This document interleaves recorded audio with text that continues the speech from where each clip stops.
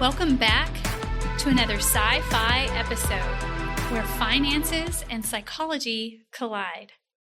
During the government shutdown, I wasn't able to teach a class that we had on the schedule for quite some time.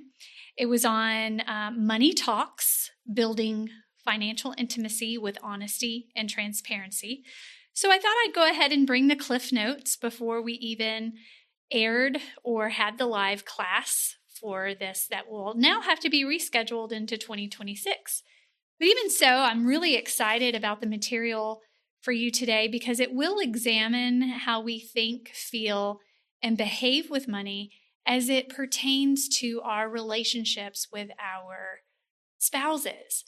And there's so much in that. And by the way, it doesn't have to be a spouse. It could be a long-term type of committed relationship where perhaps you are moving towards the direction of marriage and you may even need some premarital financial counseling, or maybe you've been married for a while and you're still looking for some ideas on how to talk about money or even become more financially intimate. So that's what this episode and potentially one or two more parts after this one, just to get through the entire thing. I'll talk a little bit about what intimacy is. So I did look up a couple of definitions. The first one is the Merriam-Webster definition, the state of being intimate. Or another word for that, which I really like, is familiarity. When people think of intimacy, a lot of times they're thinking of physical intimacy. But when I'm giving you these intimacy definitions, I'm doing this intentionally and strategically so that you can start thinking of intimacy a little differently. Familiarity. There's another one, something of a personal or private nature. So what I always tell clients is when you are financially intimate with someone, you are sharing details of your financial personal life that you wouldn't just share with anybody else. Now, it's one thing to have a group of girlfriends together and talk about your overspending habits and things like that. But then it's another thing to actually go through your statements and rebalance your portfolio from year to year and get into the weeds when it comes to net worth or debt load and things of that nature. Those aren't the things you're necessarily going to be sharing with your girlfriend, because a lot of times folks do not want to share those details because they feel like they're going to be judged anyway. That was Merriam-Webster. Now we have Cambridge. Their definition of intimacy is a situation in which you have a close friendship. Isn't that nice? Wouldn't it be great if we thought of our spouses as our friends? A lot of times that's something that could build on that intimacy. And we treat them as our friend rather than our enemies. So here's another point that Cambridge made in their definition. Things that are said or done only by people who have a close relationship with each other. So as you heard in intimacy definitions between Merriam-Webster and Cambridge, there's personal, private nature items, there's familiarity, there's friendship, and relationship. So all of those are great terms to really define what intimacy is. And I have a slide with a couple who the male partner is hugging the female partner from behind. And that is an intimate hug. You wouldn't necessarily hug your pastor that way or expect your pastor to hug you that way or somebody else, right? That is a type of hug that is just for that spouse. It implies a closeness, a familiarity, a private nature, and a friendship and a bond that only you two hold. Unless you're at a Coldplay concert, if I could just throw in that was hilarious. I will also say I do have a juvenile brain. And when you think of intimacy, sometimes it's kind of funny when you look back at what your first impression of intimacy was. So again, I have a juvenile brain, and when I was younger, we had some Bible lessons in Sunday school, and we got to the book of Ruth, and it was between Boaz and Ruth, and there was a passage where Boaz knew Ruth, where in the verse it said, and he knew her. And I remember going to my parents and asking, what does this mean? I innocently asked. And of course, my parents getting a little red face and like, well, that meant they had intimate relations with each other. And, 8-year-old girl doesn't know what that means, but we all know what that means. And I hope you're getting the same kind of chuckle that I got from a friend that I tried this out on. So there are many forms of intimacy, and we have many ways of saying it. And cross-culturally, we have several ways of defining intimacy. But because I am from the American culture, and this is a podcast is primarily for this culture, intimacy, and with Merriam-Webster and Cambridge being close enough to that culture, it is those terms that we just discussed. But let's talk about the different forms of intimacy. There's physical intimacy, which, of course, this podcast is not that type of podcast, so I can't get into what physical intimacy is, but you're old enough to know what that is. Think about Ruth and Boaz. Then you have emotional intimacy, and that is where you are actually sharing those deepest parts of yourself about what you hope for, what your expectations are. If you're having a bad day, the very first person that you would want to call, those are all things that are tied to emotional intimacy. And I hope that your spouse is one of those folks that you would be emotionally intimate with, because after all, being a seasoned clinician and knowing about affairs and extramarital affairs, physical intimacy or the physical affair did not occur before the emotional intimacy in many of those instances. So this is a great reminder to guard your heart.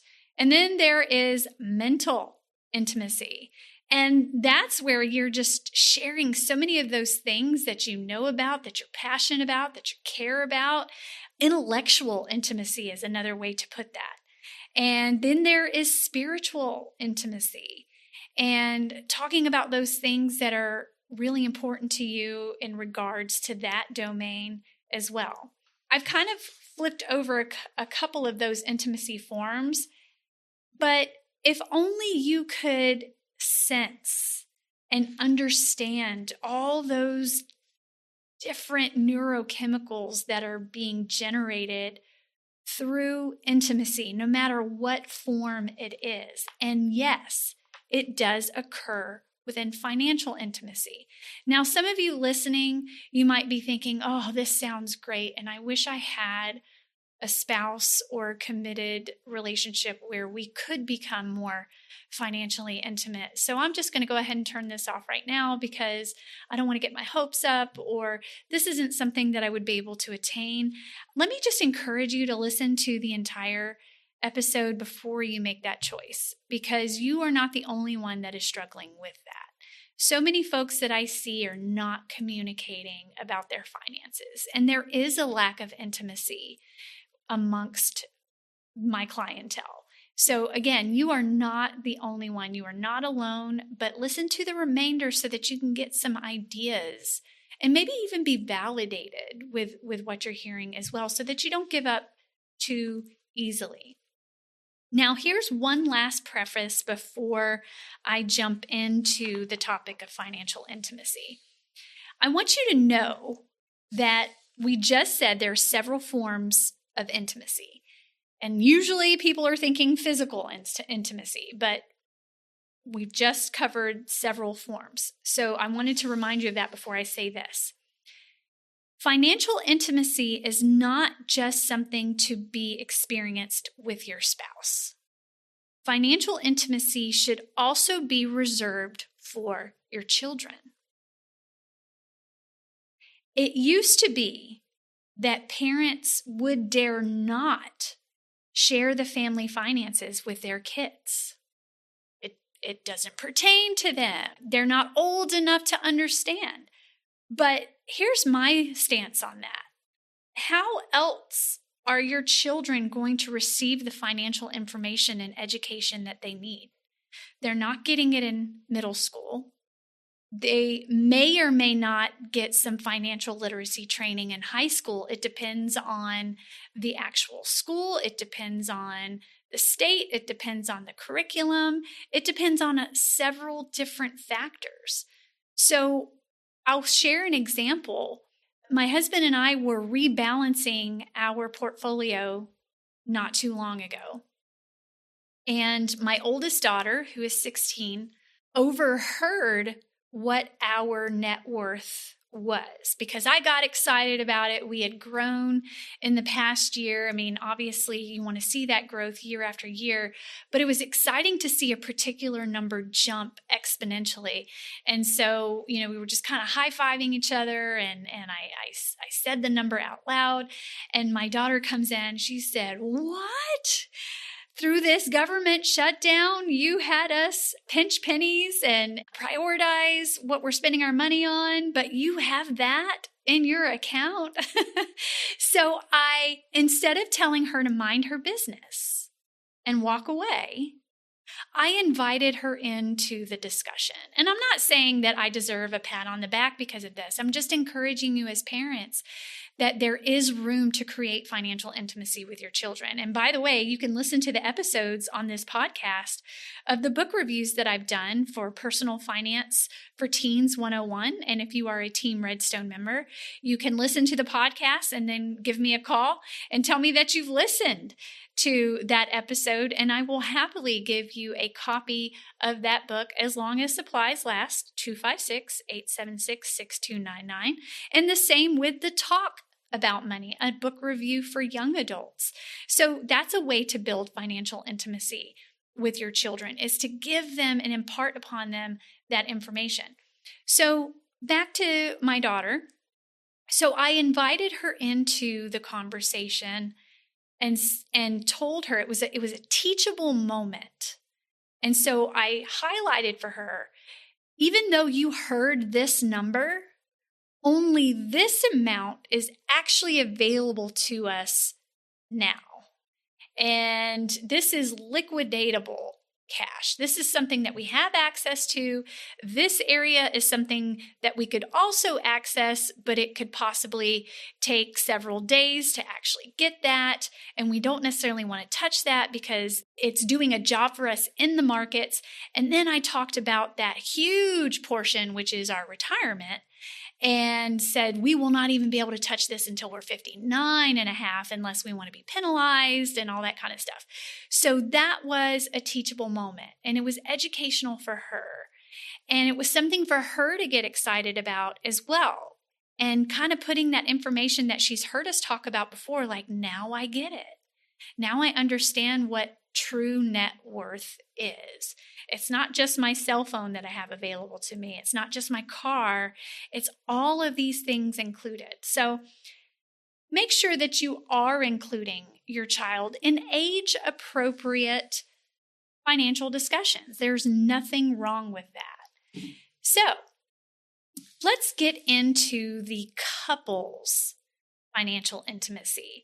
There was a survey completed by Western Southern Financial Group, and what they did was they surveyed 1,000 Americans about their spending habits and financial goals. Now, what is not clear to me is as to whether or not this population that they surveyed were their existing clients, because there's something that could be said about that. If you are engaged in a firm's financial counseling with a certified financial planner, etc., that's a different caliber of clientele that you're surveying. But I'll get to that in a moment and why I'm saying that. But they surveyed 1,000 people, 80% were married, and 20% were divorced. So I'm going to look at this from the bottom up with you. So here's what they said.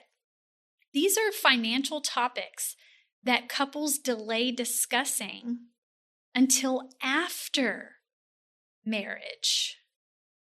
So the first thing is that 18% of folks surveyed did not discuss their salary until after they were married. So what does that tell us? 82% did. So yeah, that's a no-brainer, right? And usually before we are agreeing to marry somebody, we kind of want to know their earnings potential. What are you bringing into this relationship? And I know that sounds horrible to say out loud, but let's just agree that those are the things that we think about because we have our own financial goals. And even if they're not financial goals, we have goals in general. And is this person going to help us achieve our goals, or is this person going to block our goals? So yeah, salary is something that most people are talking about before they get married. So they also found that 21% of married Americans have never discussed debt with their spouse. And more than 1 in 4, which was 27% that they found, waited until after marriage to address debt. That is dangerous. So wait, what, Olivia? So these people are willing to talk about how much cash they're bringing in, but not about whether they want to get into the habit of spending cash or credit? So yeah, I'm with you. It's dumbfounding. In addition, nearly 1/3, 28% of married Americans admitted to hiding significant purchases or debt from their spouse. And the way to get around that is to ask each other to look at each other's credit reports before you get married. Their full financial report card is available to you if you ask for it. I think it's a wonderful idea.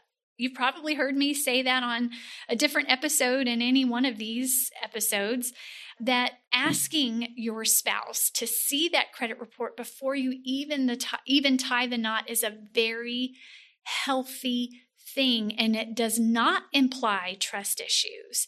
If anything, it implies that you are very invested emotionally, physically, spiritually, financially into this relationship, that these are the things that I want to know that are going on before I fully commit. And that is a good thing. Another 40% said they would end a relationship due to financial dishonesty. Oh, that is sobering. Okay, so we've covered 2 of the findings so far. That 18% of folks waited until after marriage to discuss their salary. It's kind of hard to believe. Boy, that's interesting.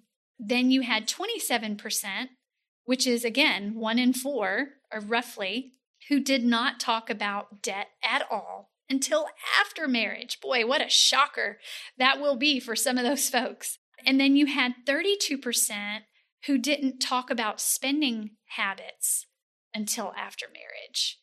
And then 36% for both savings goals and strategies on bill paying until after marriage.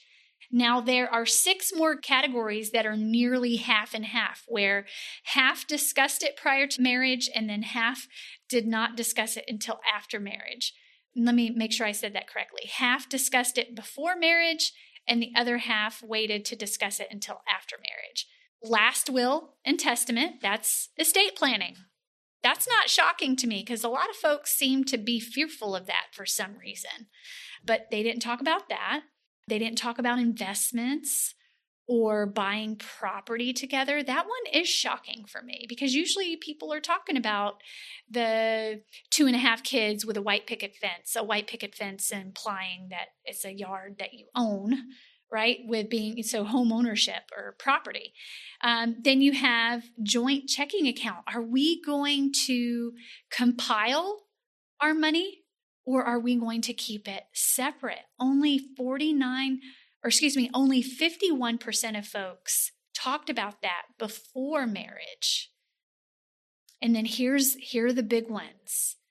54% delayed talking about retirement until after marriage. And 56% delayed talking about life insurance until after marriage. So the big one, and we're going to talk about this one often, it's going to kind of pop up throughout this episode and the next episode about retirement savings. Such a big issue amongst couples when it comes to lack of communication. So I like to bring you statistics. I like to bring you surveys and information that actually has teeth so that you can actually see what is going on with these couples, not just around you, but in America as a whole. So I'm going to go into this one study briefly, and then I'll break it up into different episodes. But I'm going to be talking at length about Fidelity's 2024 Couples and Money study. This is their 8th study since it was first published in 2007. I couldn't find one for 2025 yet. Usually that research will have to occur and be compiled and then released later, so that's probably why. But they have looked at 1,794 couples, or 3,588 individuals aged 18 and older in a married or long-term committed relationship. So that previous study that I was talking about, that was with that financial group, that was 1,000 folks that were surveyed, 80% that were married and 20% that had been divorced, recalling what they talked about before marriage and after marriage. But this is a different kind of study. And just to kind of tantalize your senses to come back for the information that I'm going to go over, they're going to be calling out, hey, this many couples said that they do this, but actually when we compiled the results, they were really doing this. It's really fascinating. So I want you to stay tuned to that. So here's something that's interesting. We're going to talk about financial intimacy, and we're going to talk about what keeps us from communicating, what keeps us from building financial intimacy. And the things that I've jotted down just for this class so that I could be prepared is fear, embarrassment, or they simply just don't know how to start the conversation. But here's the bigger one that I see in the session over and over and over again. I will never be like you. And that is the number one ribbing that people are giving each other over and over and over again. And it keeps communication from occurring. Is they're constantly judging each other or sizing each other up and saying, oh, well, you want me to be like you, but I will never be like you. And that is true because we were so uniquely created. We have different temperaments, we have different upbringings, we have different experiences, we have different things biologically, psychosocially, everything combined. We are just not going to be the same. So we're not going to approach the same financial crisis, or even if it's not a crisis, the same financial topic in the same manner. And let me go ahead and say that that is a good thing. And I want you to start reframing that and all of those differences as a good thing. And so what these couples do is they get caught up in generalities, believing that one style of money management is better than the other, or implying that their partner does it best and that they'll never measure up. So again, they're just believing that there's just one style of money management, and that's not true. So I thought of a way, how could I drive this home to the audience to really get you to reframe that and start thinking of it. So let's start thinking about money management like a pie. We have Thanksgiving coming up. We have Christmas coming up.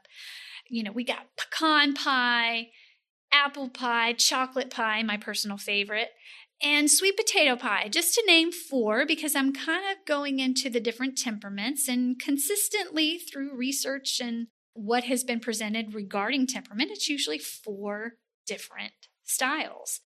So you can go back and listen to season 1, episode 1 on financial personalities. I'm just going to do a little name drop here on some of these. But let's say, for example, you're a pecan pie. And so you're a short-term strategist. You're the type of person that really enjoys those short-term investments. Your strengths are that you're research-driven, you're flexible, you're cautious, you're a wealth builder, but your challenges or your vulnerabilities are that you only have a short-term focus. Not only, but primarily have a short-term focus. You experience a lot of FOMO, fear of missing out, and even FOBO, fear of better offer, or fear of better investment, phobia, right? Or you're over analytical, you're commitment phobe, and maybe for those who are having a hard time committing to marriage, maybe that's you. And then you're also risk averse. So let's call you a pecan pie. And then you have an apple pie that is your confident money manager. And I tied that one to apple pie because my husband is a confident money manager and he loves apple pie. And his strengths are that he's goal-driven, he likes a detailed budget, he's a long-term thinker, he's also a wealth builder, and he's that millionaire next door. And you would never know it because he doesn't show it. And that's a good thing. But his challenges and his vulnerabilities are that he is so independent. Sometimes he forgets to pull other people in and let them know what's going on. So a lot of times I'll have to ask him, I'll have to remind him, hey, you didn't show me those numbers. Can I go back and see those numbers so that we can have more of an educated and intelligent conversation about what we're talking about? And he's highly over-analytical. And then you have someone like me that loves chocolate pie, and we're more like value-based planners. We are retirement-driven, we're charitable, we're long-term thinkers, but we're relationship builders, not necessarily wealth builders. We tend to be the Mother Teresa's next door, but our challenges or our vulnerabilities are that we make emotional-based decisions. And we can often become financially enmeshed with family members or extended family members if we're not careful. And we might have a hard time setting financial boundaries. And then lastly, there's sweet potato pie, where that is the laid back balancer, where their strengths are that they are balance driven, they're calculated, they're carpe diem, baby, because tomorrow may never come. And so if you were to observe a laid back balancer from afar, you would think they do not have their money together whatsoever, but some might surprise you.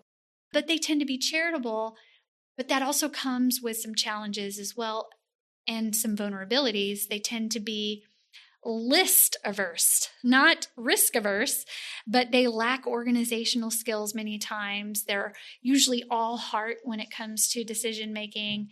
And sometimes that leads to delayed decision making about their finances. So why am I talking about pie when it comes to this? And this is how I'm going to close out this first part of the Financial Intimacy series. Well, I've mentioned pecan pie, apple pie, chocolate pie, sweet potato pie. They're all sweet.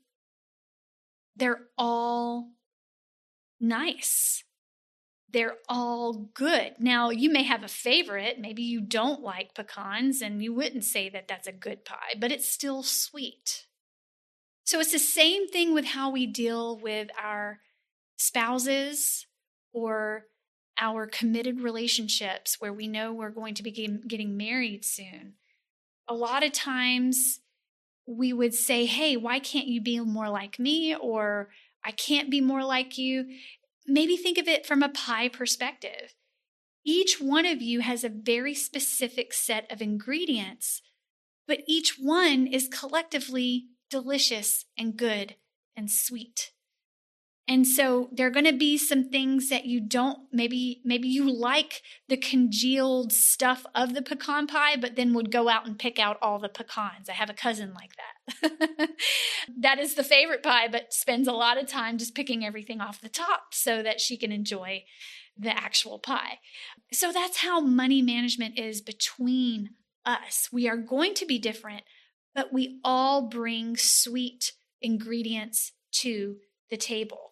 And this image of a pie can also give you or lead you to a mindset of abundance over scarcity. So if we think of pie, we think of, okay, so I just got a slice of that pie, and my cousin over here got a slice, my aunt got a slice, and this person over here got a slice. Oh my goodness, the pie is going really fast. I need to make sure that I get enough pie to satisfy what I need. So that's another way of looking at it is, okay, do I look at now that pie that is almost gone as like, this is the very last pie that will ever be made on the face of the earth, which is a scarcity mindset? Or do you work from an abundance mindset? Well, hey, there's going to be more coming out of the oven soon. So there's plenty to go around. So that's another way of looking at money. How do you approach money? Do you approach money with fear out of a mindset of scarcity, or do you approach money with an attitude of plenty or a mindset of abundance? So again, these financial beliefs that we have, these experiences that we've had, it's not that they're all good or all bad. They are simply influenced by these different ingredients, which ultimately lead to different behaviors. So when you're having these financial squabbles that are keeping you from financial intimacy, maybe that's a different way to look at it. I'm now looking at you as a pie that I wouldn't necessarily enjoy, but you have some ingredients that I could definitely use, and I would like to see how you make your pie. And let me show you how I make my pie. So everyone gets a piece of the pie. It's a wonderful thing. Flexibility is key.